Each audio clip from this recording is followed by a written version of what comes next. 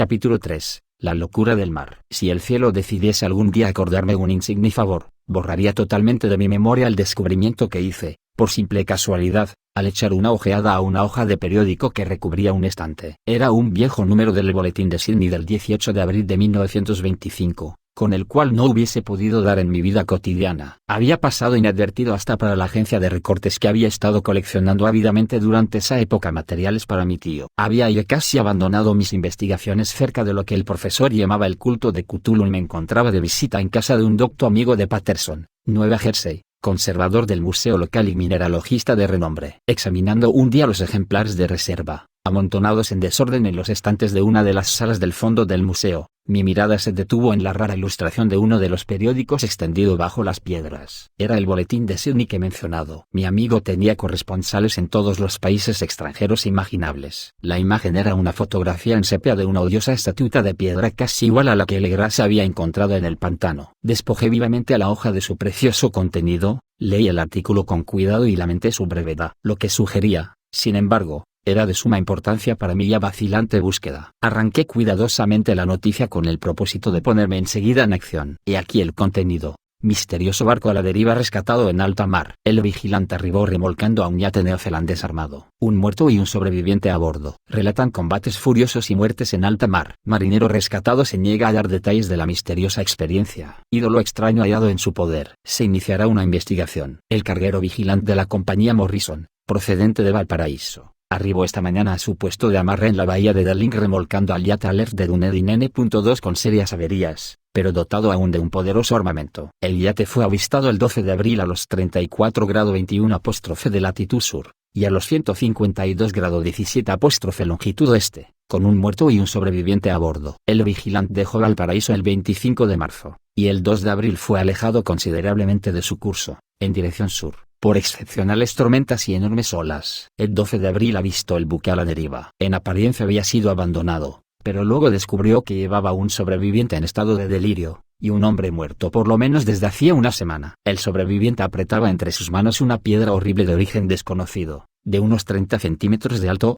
cuyo origen los profesores de la Universidad de Sídney, la Sociedad Real y el Museo de la calle College no pudieron determinar, y que el hombre afirmaba haber descubierto en la cabina del yate, en un altarcito rudimentario. Este hombre, ya recobrado, relató una historia de piratería y violencia sumamente extraña. Se trata de un noruego llamado Gustav Johansen, de cierta cultura, segundo oficial en la goleta Emma de Auckland, que partió para el Callao el 20 de febrero, con una tripulación de 20 hombres. El Emma, dijo, fue retrasado y alejado considerablemente de su ruta por la tormenta del 1 grado de marzo, y el 22 del mismo mes a los 49°51' de latitud sur y a los 128°54' de longitud este encontró al Alert conducido por una tripulación de canacos dos y mestizos de aspecto patibulario. El capitán Collins no obedeció la orden de virar, y la tripulación del yate abrió fuego sin aviso con una batería de cañones de bronce particularmente pesada. Los marineros del Emma, dijo el sobreviviente, se resistieron con valentía, y aunque la goleta comenzó a hundirse,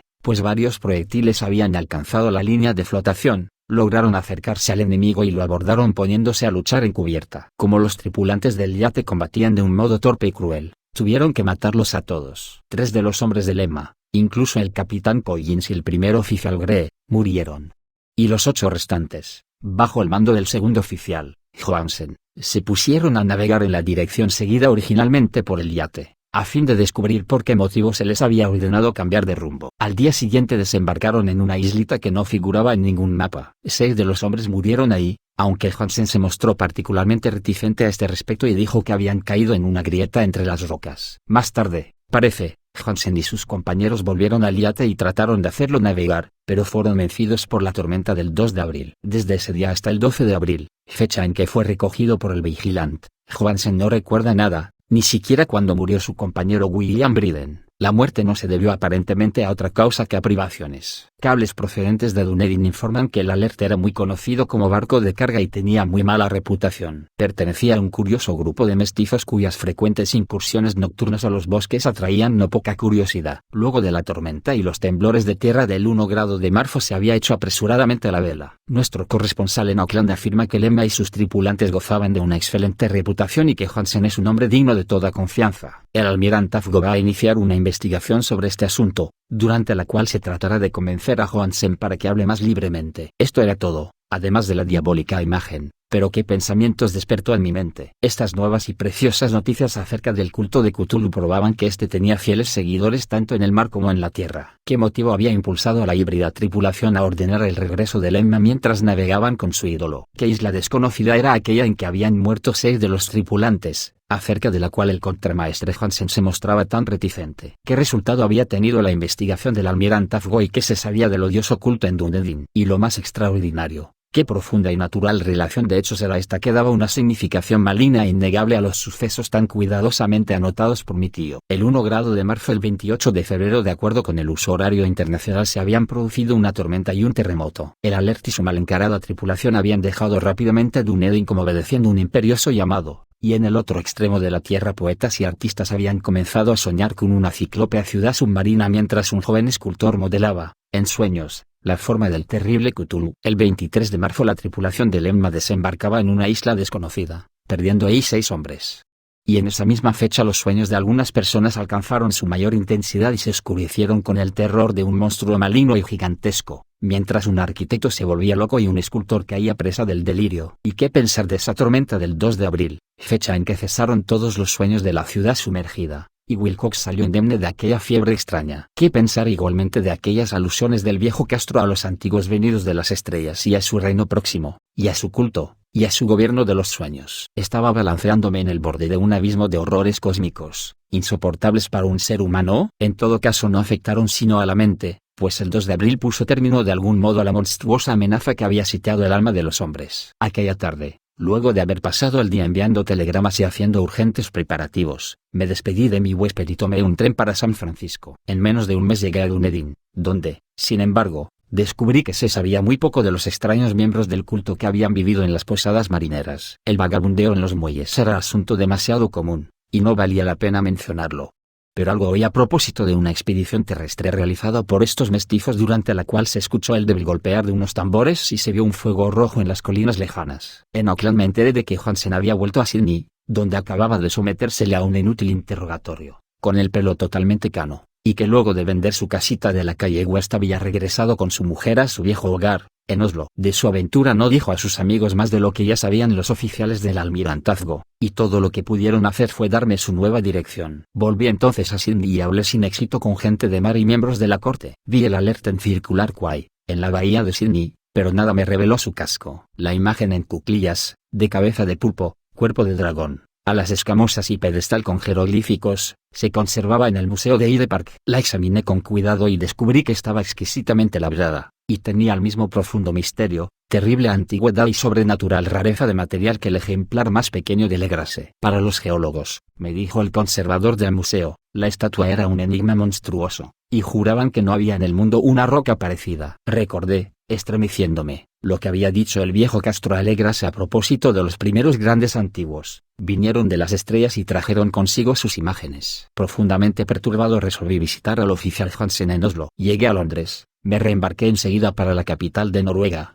y un día de otoño eché pie a tierra en un limpio desembarcadero, a la sombra del Egeberg. La casa de Johansen, descubrí, estaba situada en la ciudad vieja del rey Harold Hardrada, que había conservado el nombre de Oslo durante los siglos en que la ciudad principal adoptara el nombre de Cristianía. Hice el corto viaje en un taxi y golpeé con el corazón tembloroso la puerta de una casa vieja y limpia de frente enyesado. Salió a recibirme una mujer de cara triste, vestida de negro, quien me comunicó en un inglés vacilante que Gustav Hansen no era ya de este mundo. No había sobrevivido mucho a su regreso, pues su aventura marina de 1925 le había destrozado la salud. La mujer no sabía más que el público, pero Hansen había dejado un largo manuscrito, que trataba asuntos técnicos, escrito en inglés con la intención manifiesta de que su esposa no lo entendiese. Mientras paseaba por una callejuela, cerca del muelle de Gothenburg, un atado de viejos periódicos, salido de la ventana de un altillo, lo golpeó y lo hizo caer. 2 marineros indios lo ayudaron enseguida a levantarse, pero el hombre murió antes de que llegase la ambulancia. Los médicos, incapaces de precisar la causa del deceso,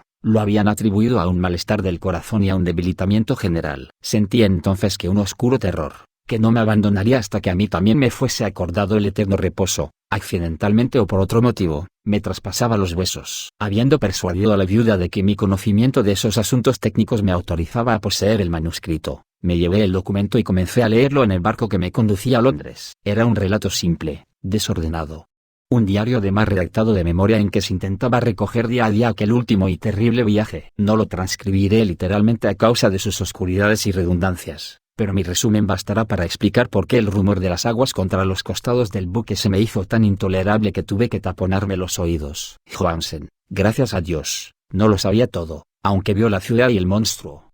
Pero yo ya no podré dormir en paz mientras recuerde el horror que espera emboscado del otro lado de la vida, en el tiempo y el espacio, y aquellas malditas criaturas que vinieron de los astros más antiguos y que sueñan en las profundidades del mar, conocidas y favorecidas por un culto de pesadilla decidido a lanzarlas sobre nuestro planeta cada vez que algún terremoto vuelva a elevar la monstruosa ciudad de piedra al aire y la luz del sol. El viaje de Johansen había comenzado tal como lo declarara él mismo ante el almirantazgo. El Emma había dejado Auckland en lastre el 20 de febrero, y sintió todo el impacto de esa tempestad consecutiva al terremoto que arrancó a los abismos marinos el horror que pobló los sueños de los hombres. Recobrado el gobierno, el buque navegó favorablemente hasta encontrarse con el alerta el 22 de marzo, y sentí la pena del oficial al describir el bombardeo y el hundimiento de su nave. De los mestizos del yate, Johansen hablaba con un horror realmente significativo. Había algo abominable en ellos que hacía que su destrucción pareciese casi un deber, y Johansen se sorprende ante la acusación de crueldad que contra él y sus compañeros hizo la corte. Ya en el yate capturado, Johansen y sus hombres, impulsados por la curiosidad,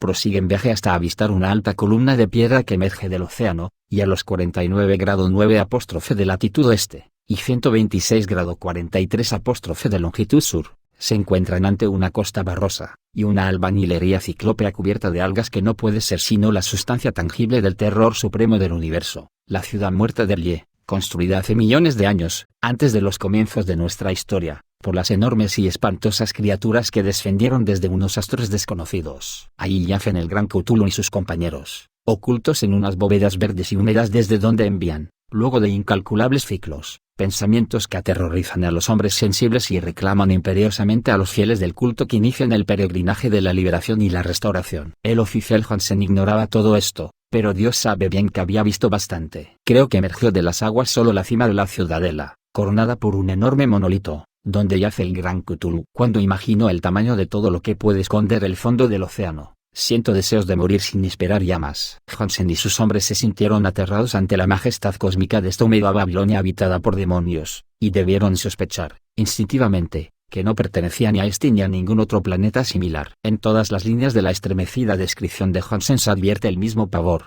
Ante el tamaño indescriptible de los bloques de piedra verde, ante la altura vertiginosa del monolito labrado, ante la asombrosa identidad de esas colosales estatuas y bajos relieves con la rara imagen encontrada en la sentina del Alert. Sin conocer el futurismo, Johansen describe, al hablar de la ciudad, algo muy parecido a una obra futurista. En vez de referirse a una estructura definida, algún edificio, se reduce a hablar de vastos ángulos y superficies pétreas.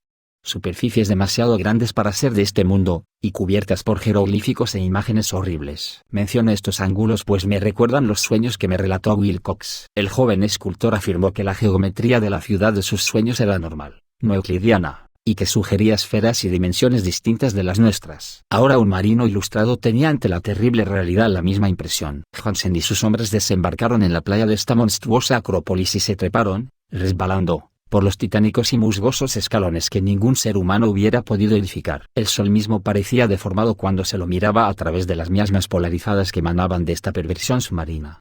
Una amenaza tortuosa acechaba en esos ángulos desconcertantes donde una segunda mirada descubría una concavidad donde se había creído ver la convexidad. Todos los exploradores, aún antes de ver algo definido, salvo las rocas, los musgos y las algas, se sintieron presas de un indefinible terror. Todos habrían escapado si no hubiesen temido la burla de los otros, y solo de mala gana se decidieron a buscar vanamente, como comprendieron más tarde, algo a que sirviese de recuerdo. Rodríguez, el portugués, fue el primero en llegar a la base del monolito y les gritó a los otros lo que acababa de descubrir. Poco más tarde los hombres contemplaron curiosamente una enorme puerta de piedra labrada con el ya familiar bajo relieve del pulpo dragón. Se parecía, dice Johansen, a la enorme puerta de un granero. Todos vieron ahí una puerta, ya que estaba encuadrada en un umbral, un dintel y dos montantes, pero nadie pudo decidir si estaba situada horizontalmente, como la puerta de una trampa, o algo inclinada, como la puerta exterior de un altillo. Como lo hubiese dicho Wilcox, la geometría del lugar era errónea. Uno no podía estar seguro de que el mar y el suelo fueran horizontales, de modo que la posición relativa de todo el resto parecía variar fantásticamente. Briden presionó sobre la piedra en diversos sitios sin resultado. Luego Donovan palpó con delicadeza los bordes, apretando separadamente cada punto. Subió con lentitud a lo largo de la grotesca moldura de piedra. Puede decirse que subió si se admite que la puerta no era al fin y al cabo horizontal, y los hombres se preguntaron cómo una puerta podía ser tan enorme. Al fin, muy suavemente, muy lentamente, la parte superior del panel comenzó a inclinarse hacia adentro, y todos vieron que la piedra se balanceaba. Donovan se deslizó o trepó de algún modo a lo largo de uno de los montantes, y los hombres se pusieron a observar el curioso retroceso de la puerta monstruosa. En este fantástico mundo de deformaciones prismáticas, la piedra se desplazaba anormalmente en diagonal, despreciando todas las leyes de la materia y la perspectiva. La abertura mostraba una oscuridad casi material. Estas tinieblas tenían realmente una cualidad positiva, pues ocultaban algunas partes de las paredes interiores que debían ser visibles. Al fin surgió de aquella cárcel milenaria algo así como una humareda que oscureció la luz del sol mientras se elevaba hacia el cielo,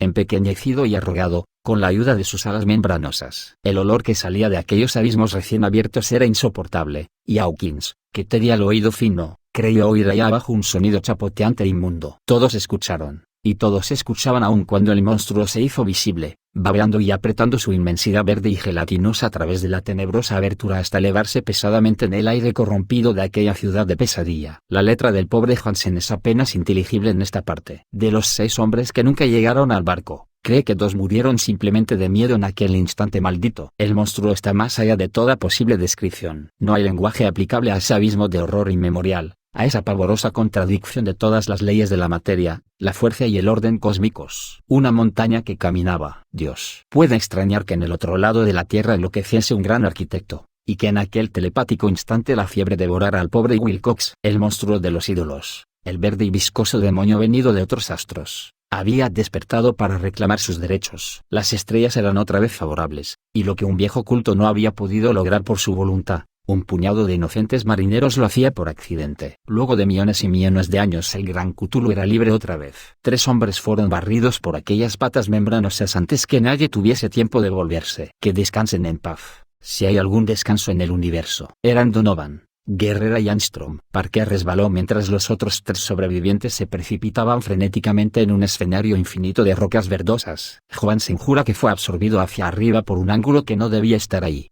Un ángulo agudo que se había comportado como si fuese obtuso. De modo que solo Briden y Hansen llegaron al bote, y se dirigieron desesperadamente hasta el Alert mientras la montañosa monstruosidad descendía por los escalones de piedra resbaladiza y se detenía, titubeando, a orillas del agua. Las calderas habían quedado funcionando a pesar de que todos habían bajado a tierra, y bastaron unos pocos segundos de frenéticas corridas entre ruedas y motores para poner en marcha el Alert. Lentamente, entre los horrores distorsionados de esa escena indescriptible, la hélice comenzó a golpear las aguas. Mientras tanto, en la costa mortal, sobre aquellas construcciones que no eran de este mundo, el monstruo gigantesco venido de las estrellas emitía unos gritos inarticulados, como Polifemo al maldecir el veloz navío de Ulises. Enseguida, con más audacia que los cíclopes de la leyenda, el gran Cthulhu penetró en las aguas e inició la persecución con golpes que levantaron enormes olas. Briden volvió la vista y enloqueció. Desde entonces rió a intervalos hasta que la muerte lo alcanzó en su cabina mientras Hansen vagaba delirando de un lado a otro. Pero Hansen no había abandonado la partida. Comprendiendo que el monstruo alcanzaría seguramente el Alert antes de que la presión llegase al máximo,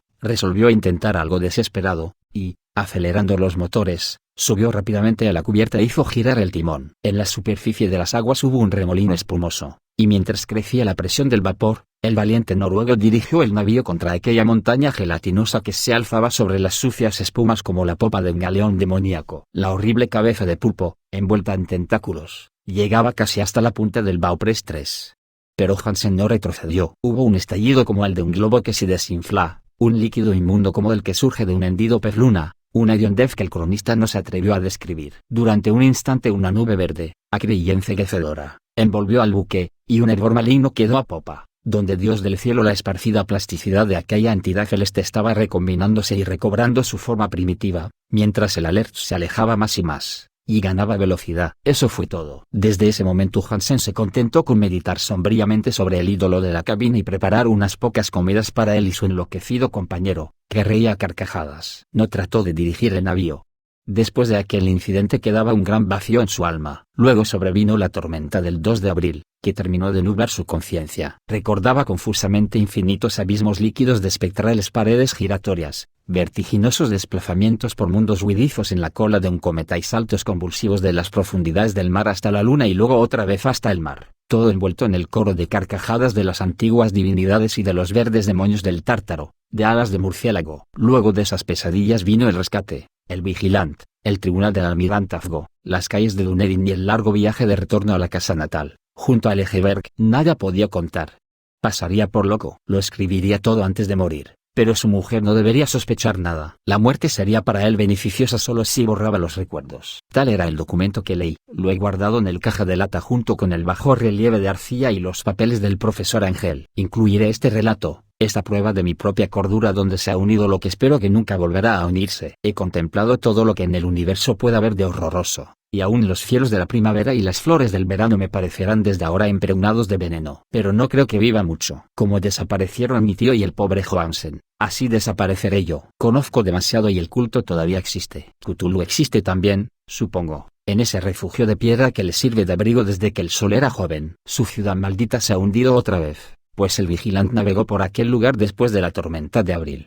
Pero sus ministros en la tierra bailan aún, y cantan y matan en lugares aislados, alrededor de monolitos de piedra coronados de imágenes. Cthulhu tuvo que haber sido atrapado por los abismos submarinos, pues si no el mundo gritaría ahora de horror. ¿Quién conoce el fin? Lo que ha surgido ahora puede hundirse y lo que se ha hundido puede surgir. La abominación espera y sueña en las profundidades del mar, y sobre las vacilantes ciudades de los hombres flota la destrucción. Llegará el día, pero no debo ni puedo pensarlo. Ruego que si no sobrevivo a este manuscrito, mis ejecutores testamentarios cuiden de que la prudencia sea mayor que la audacia e impidan que caiga bajo otros ojos.